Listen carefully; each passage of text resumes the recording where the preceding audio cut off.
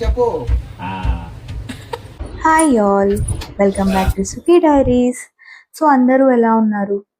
మీరందరూ చాలా బాగున్నారని అనుకుంటున్నాను. అండ్ నేను కూడా చాలా అంటే చాలా బాగున్నాను. అది ఎందుకో వీడియో లాస్ట్ వరకు స్కిప్ చేయకుండా చూసేయండి.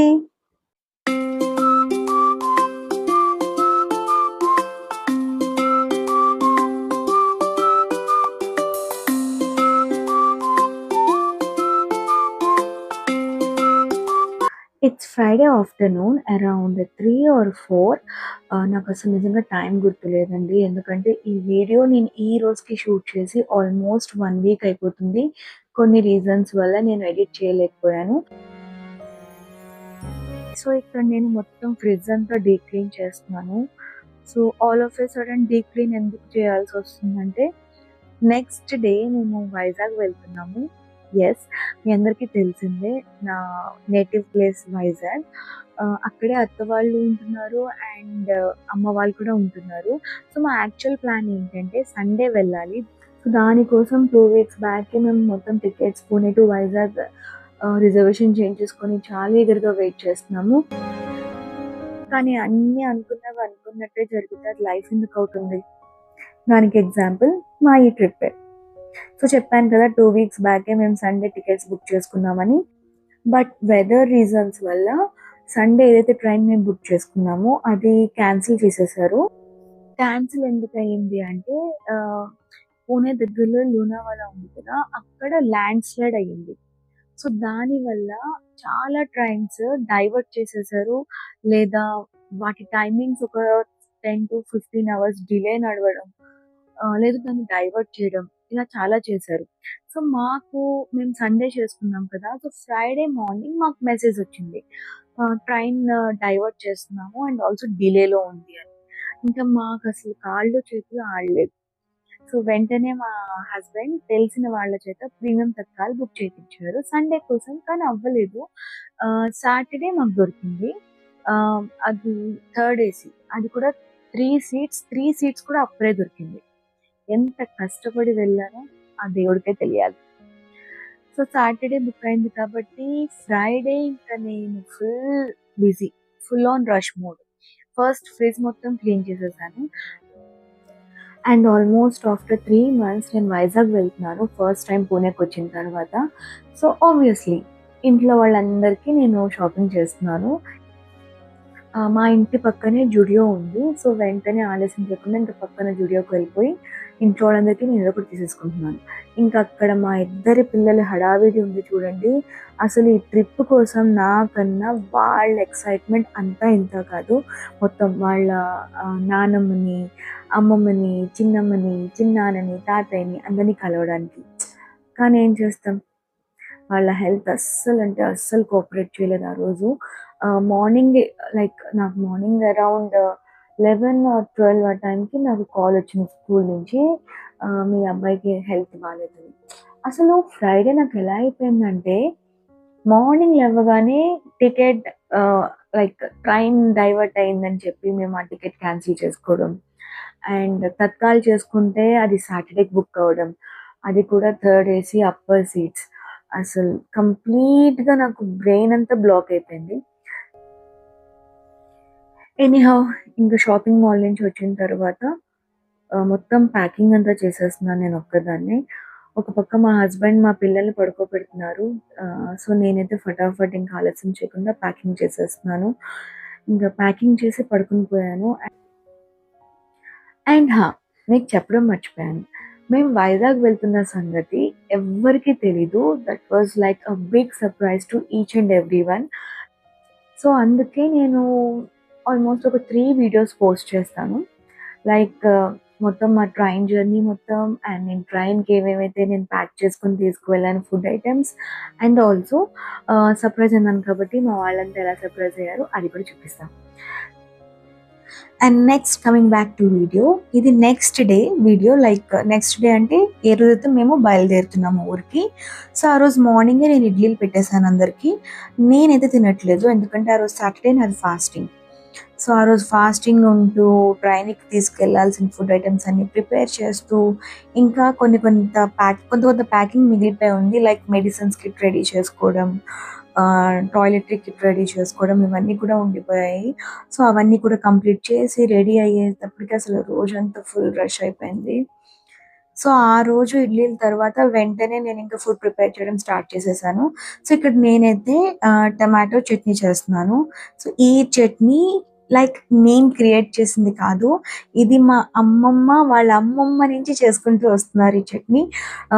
మేము ఎప్పుడైనా లాంగ్ జర్నీ చేస్తే కనుక మా ఫస్ట్ ప్రిఫరబుల్ ఫుడ్ ఇదే. ఎందుకంటే ఇది వాటర్ వేయకుండా చేస్తాం కాబట్టి 2 డేస్ అయినా 3 డేస్ అయినా ఒక 1 వీక్ అయినా ఇది ఫ్రిడ్జ్‌లో పెట్టకపోయినా ఆరామ్సే ఉంటుందండి. సో ఈ ప్రొసీజర్ పెద్ద హై ప్రొసీజర్ కాదు. జస్ట్ మీరు టమాటోస్ నార్మల్ క్యూబ్స్‌గా కట్ చేసుకోండి. ఇక్కడ నేను ఒక 1 కిలో టమాటో తీసుకున్నాను. ఒక 4 హాఫ్స్ కింద కట్ చేసి దాంట్లోనే ఉప్పు, కారం, చిన్నది పసుపు అండ్ ఇంగువ కూడా వేశాను నేను. అదంతా వేసి ఆయిల్‌లో నేను డ్రాప్ చేసేసాను. సో వేసేసి ఆయిల్‌లో వేసేసి నేను మూత పెట్టేసుకున్నా. అండ్ ఇంకో పక్క బంగాళదుంప ఫ్రై చేస్తున్నాను. దీన్నైతే మేము జీరా ఆలు అంటాము. సో వాటిని ఉడకపెట్టేసాను మార్నింగ్ లెగ్గానే. ఇడ్లీలతో పాటే పక్కన ఉడకపెట్టేసాను. సో అదే పీల్ ఆఫ్ చేస్తున్నాను. సో వన్స్ టమాటా మీకు చూపించినట్టు ఇలాగ కొంచెం వాటర్ రిలీజ్ అయిపోతే కనుక ఆఫ్ చేసి ఫస్ట్ ఫ్యాన్ కింద పెట్టేసుకోవచ్చు. సో చల్లారిన తర్వాత దాన్ని ఇప్పుడు మిక్సీ వేయాలి. ఓకే. సో నేను చాలా అంటే చాలా ప్యారలల్‌గా వర్క్ చేస్తున్నాను. ఇక్కడ ఏది మీకు కంటిన్యూషన్ ఉండదు.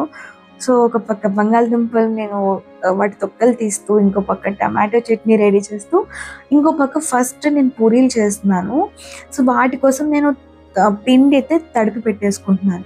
ఎప్పుడైనా సరే పూరీలు బాగా పొంగాలి అంటే పిండి ఆట ఏదైతే ఉందో అదొక కనీసం అరగంట ముందు, హాఫ్ అన్ అవర్ ముందు మీరు మంచిగా తడిపి, మంచిగా పిసికి పెట్టుకుంటే కనుక పూరీలు చాలా అంటే చాలా సాఫ్ట్‌గా పొంగుతూ వస్తాయండి. అస్సలు పాడవ్వదు. సో నేను ముందే తడిపి పెట్టేసుకున్నాను. అండ్ దాంట్లో మీకు చూపించినట్టయితే నేను కొంచెం వాము వేసుకున్నాను. పిల్లలకి కొంచెం ఒంట్లో బాలేదని చెప్పాను కదా! సో వాముతో చేసిన పూరీలు ఏంటంటే వాళ్ళకి ఒంట్లో వేడిని ఉంచుతుంది. సో థాట్ వాళ్ళకి జలుబు ఇంకా అవ్వదు కాబట్టి.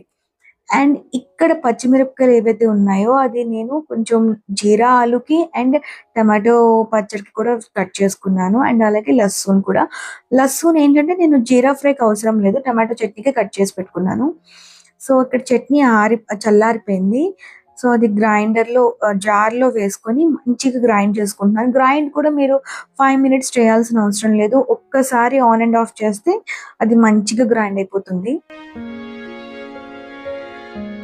సో తర్వాత చిన్న కడాయి పెట్టేసుకొని ఆయిల్ వేసుకొని సో నేను కొంచెం ఒక 4-5 గింజల వరకు మెంతులు తీసుకొని అండ్ ఆవాలు తీసుకున్నాను.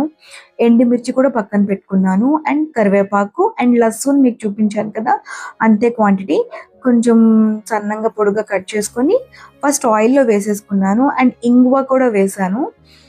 సో కొంచెం చిటపటలాడిన తర్వాత ఏదైతే గ్రైండ్ చేసి పెట్టుకున్నానో టమాటో ప్యూరీ బాయిల్ చేసి సో అది వేసేసాను. సో ఇది వేసిన తర్వాత కొంచెం జాగ్రత్తగా ఫ్రై చేయాలండి. ఎందుకంటే మొత్తం తుల్లుతా ఉంటది పైన. చాలా అంటే చాలా జాగ్రత్తగా ఫ్రై చేస్తూ ఉండాలి. అండ్ ఇంకో పక్క కడాయి పెట్టుకొని నేను జీరా ఆలుకి కావాల్సింది వేసేసుకుంటున్నాను. సేమ్ పోపుకి కావాల్సిందే ఎండుమిర్చి, ఆవాలు, జీరా, కరిపత్తా ఇలా మీకు నచ్చింది వేసుకోండి. చాలామంది ఏంటంటారు మినపప్పు కూడా వేసుకుంటారు. బట్ నేను వేసుకోను. సో బాయిల్ చేసుకున్న బంగాళదుంప చేత్తోనే కొంచెం లైట్‌గా మెదిపి వేసుకుంటున్నా. అండ్ ఇక్కడ ఉప్పు, కారం, అది amchur powder and jeera powder, పసుపు. ఆమ్చూర్ పౌడర్ అంటే అది రెగ్యులర్‌గా సూపర్ మార్కెట్‌లో దొరుకుతుంది. మీరు అది తీసుకోండి. జీరా ఆలులో ఆమ్చూర్ పౌడర్ వేస్తే కట్టగా బావుంటుంది. సో అదంతా వేసి నేను ఫ్రై చేసి కొంచెం కలిపేసి వదిలేస్తున్నాను. సో 2 ఒక పక్క ఫటాఫట్ చేసేస్తున్నాను. టైం అస్సలు లేదు కాబట్టి ఆల్మోస్ట్ అప్పుడు టైం 12:30 అవుతుంది. సో సింపుల్‌గా అయిపోయే వంటలే నేను చూస్ చేసుకున్నాను. ఆ రోజు సాటర్‌డే నేను ఫాస్టింగ్ అండ్ మా హస్బెండ్ నాన్ వెజ్ తినని చెప్పారు వెళ్ళేటప్పుడు. అందుకని నేను ఇంకా నాన్ వెజ్ ప్రిఫర్ చేయలేదు. మొత్తం వెజ్జే చేస్తున్నాను. సో ఎప్పటికప్పుడు క్లీన్ కూడా చేసేసుకుంటున్నాను. ఎందుకంటే 4:00 ట్రైన్ అంటే 4:00 ఇక్కడి నుంచి వెళ్ళిపోవాలి మేము పక్కాగా. అండ్ 6:00 ట్రైన్ కాబట్టి మొత్తం ఒక పక్క వంటలు చేస్తూ, గిన్నెలు తోముకుంటూ, మొత్తం కిచెన్ క్లీన్ చేసుకుంటూ, వాట్ మల్టీ టాస్కింగ్ అసలు ఆ రోజు పరిగెట్టడం. సో ఇలా ఆయిల్ బయటకు వచ్చేంత వరకు మనం దాన్ని రెగ్యులర్గా కలుపుతూ ఉండాలి ఫ్రీక్వెంట్గా. సో ఇలా ఆయిల్ పైకి వచ్చేస్తే పచ్చడి అయిపోయినట్టే. అసలు ఎంత బాగుంటుందో తెలుసా అండి, ఈ పచ్చడిలో మీరు ఇంకేమీ వేయాల్సిన అవసరం లేదు. జస్ట్ ఉప్పు కారం పసుపే, అది కూడా మనం బాయిల్ చేసినప్పుడు వేసుకుంటే సరిపోతుంది. అండ్ ఇంకొకటి, ఇక్కడ మా అబ్బాయికి రెండో వాడు ట్రైన్లో ఫుడ్ ఏమి నేను ఇవ్వకూడదు అనుకుంటున్నాను. అందుకని ఇంటి నుంచి బ్రెడ్ జామ్ తీసుకెళ్ళిపోతున్నాను. అండ్ పూరీలతో పాటు ఒక్కొక్కసారి అంటే 24 hours జర్నీ కదా, పచ్చడే కాకపోయినా పిల్లలు సాస్తో తింటారు కాబట్టి ఇలా ఎప్పుడైనా కేఎఫ్సి కానీ డొమినోస్ కానీ వాటి నుంచి వచ్చే సాస్ కెచప్ ప్యాకెట్స్ అన్ని నేను స్టోర్ చేసి పెడతాను. సో దట్ ఇది ట్రావెల్కి బాగా ఈజీగా ఉంటుంది. ట్రావెలింగ్ టైంలో కట్ చేసి యూజ్ చేసి పడేయడమే. అలాగే కొన్ని పచ్చడి ప్యాకెట్లు కూడా ఉన్నాయి. అండ్ చేసిన బంగాళదుంప curry like jeera fry and tomato chutney మంచిగా ప్యాక్ చేసి పెట్టేస్తున్నాను తుడిచేసి. సో జీరా ఫ్రై కూడా ఇక్కడ నాకు ఒక 2 days అయితే మాత్రం బాగా ఉందండి, అస్సలు పాడవలేదు.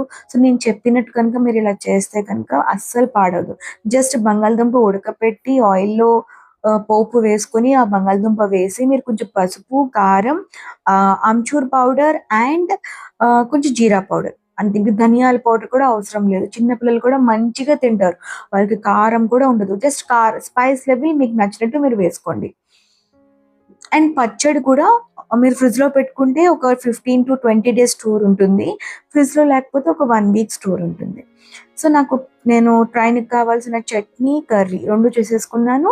అండ్ ఇప్పుడు పూరీలు కూడా చేసేస్తున్నాను. చెప్పాను కదా, ఒక 1/2 hour మంచిగా మనం కలుపుకొని పక్కన పెట్టుకుంటే పూరీలు అనుకున్నవి అనుకున్నట్టే మనం బాగా చేసుకోవచ్చు అనమాట.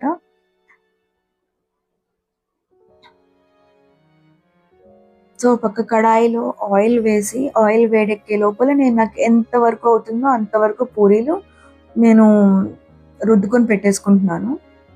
సో ఒక్కసారి ఇక్కడ మీరు చూడండి, ఎన్ని పూరీలు వేసానో అన్ని పూరీలు బాగా అంటే బాగా పొంగాయి.